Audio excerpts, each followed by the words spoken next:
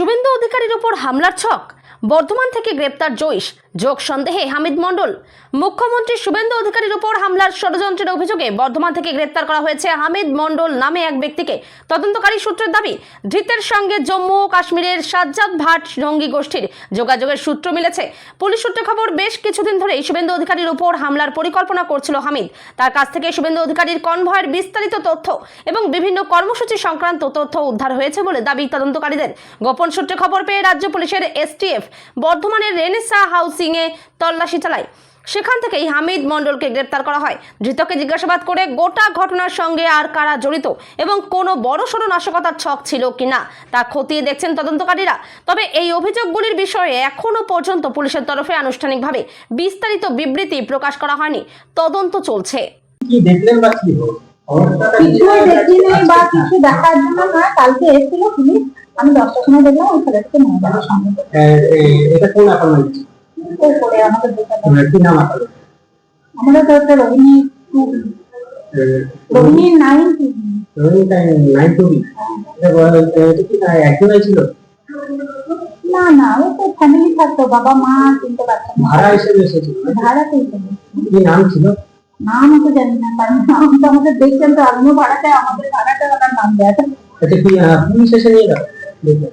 মোট তিনজন এসেছিলেন সিভিল লাইটে, ওনাদের সঙ্গেই গেল, পুলিশও ছিল সঙ্গে। ফ্যামিলিতে শুদ্ধ নিয়ে গেছে না? ছেলেটাকে দেখলাম আমি, দেখলাম ছেলেটাকে নিয়ে গেল। ফ্যামিলিতে কজন এসেছিল? এই তো বললাম তো, বাবা মা আর তিনটে বাচ্চা। তিনটে বাচ্চা? মানে যে বড় তাকেই বলে, তো বড় বাচ্চা যেটা তাকেই। কবে ভাড়া এসেছিল? সেটা বলতে আমার তবে ভোটের পর। ভোটের পর? ভোটের পর।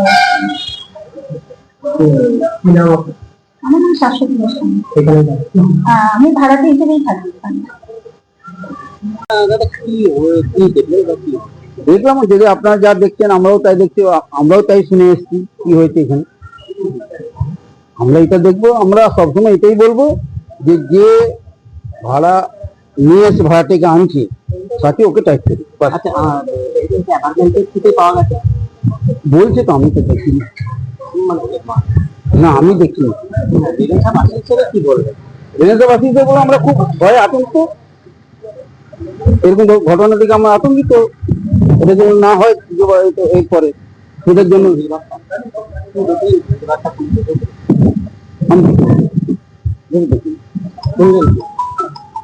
যেটা শুনলাম আপনাকে বললাম। কি নাম আপনার? মাধব খাঁড়া।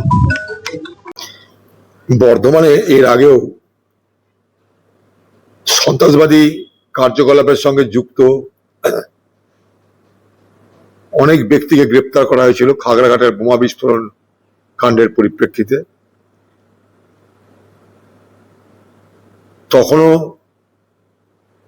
পুলিশ প্রশাসন আগামী দিনে যাতে এই ধরনের ঘটনার পুনরাবৃত্তি না হয় তার জন্যে নানা রকমের প্রচেষ্টা প্রক্রিয়া শুরু করেছিল। কিন্তু আজও পশ্চিমবঙ্গে সন্ত্রাসবাদীরা কিভাবে আশ্রয় পাচ্ছে, কিভাবে প্রবেশ করছে, কিভাবে থাকছে, শুধু একটা নয়, বাড়ি পাল্টে পাল্টে থাকছে, নিজেদের ইচ্ছা মতন পছন্দ মতন এলাকায় গিয়ে ঘর ভাড়াও নিচ্ছে। এটাতে কিন্তু এটা স্পষ্ট প্রমাণ হচ্ছে যে পশ্চিমবঙ্গের প্রশাসনিক ব্যর্থতা চূড়ান্ত। অর্থাৎ সার্ভেলেন্সের ক্ষেত্রে, অর্থাৎ লক্ষ্য রাখার ক্ষেত্রে, বাকি যাতে সন্ত্রাসবাদীদের প্রবেশ বন্ধ করা যায় তার জন্য আরো বেশি বেশি করে পদক্ষেপ গ্রহণ করা উচিত। শুনলাম নাকি এই সন্ত্রাসবাদীরা আশঙ্কা প্রকাশ করেছে পশ্চিমবঙ্গের প্রশাসন যে পশ্চিমবঙ্গের মুখ্যমন্ত্রী হামলা করতে পারত। তাহলে আরো ব্যাপারটা বিপজ্জনক। যদি বাংলার মুখ্যমন্ত্রীকে হামলা করতে পারে তাহলে সাধারণ মানুষের নিরাপত্তা কোথায় যাবে আগামী দিনে, এটাও কিন্তু প্রশ্নের মধ্যে আসবে।